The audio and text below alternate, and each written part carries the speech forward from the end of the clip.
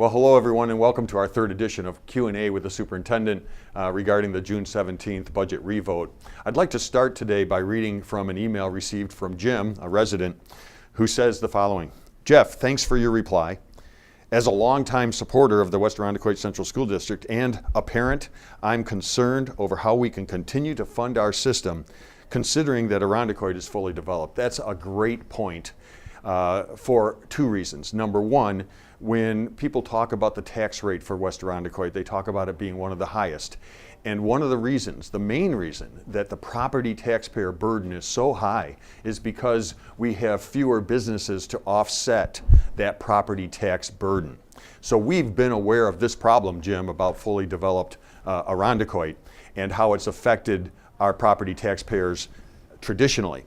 But in addition, the topic today is really the tax levy cap formula, which allows a district like ours 1 year to go out at 3.79% and meet the cap, and this year to have been limited to 1.28%. First of all, understand that we start with the 2% number. That's the 2% tax cap that you've heard so much about. And if the consumer price index is 2%, then you start there. Last year, the 2% was the number. That was the CPI, Consumer Price Index. This year, the Consumer Price Index was 1.46. So already we start at a much lower number this year. In addition, we've got the fully developed portion that Jim talked about. Because we are fully developed, we get no growth factor in our formula.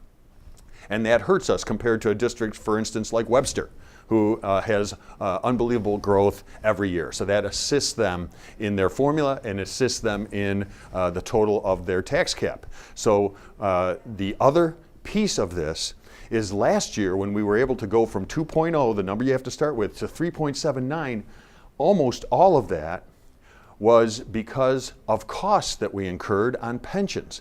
The pensions went up at such a rate last year that we received what is called an exemption. And that exemption applied to the formula and equaled 3.79.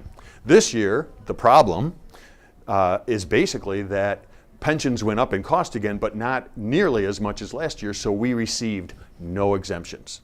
So if you take the 1.46 CPI number that we have to start with, you factor in fully developed Irondequoit, no growth, and then no exemptions.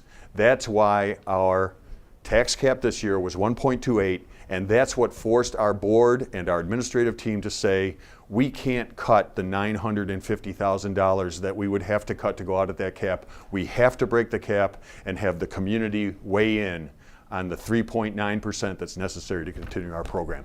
So as I say every day, I'm doing these kinds of media blitz types of things to help clarify things, but I understand that sometimes even my best efforts will confuse things. So if I've done that, please feel free to call me in my office at 336-2983, and I'll see you again tomorrow. Have a great day, everyone.